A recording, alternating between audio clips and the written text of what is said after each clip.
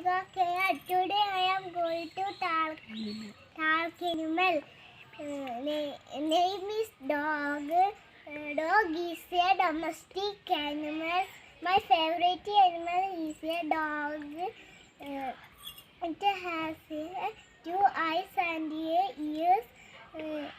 It has a tail. Its baby dog is called a puppy. Its teeth are sharp. Some dogs are black and white color.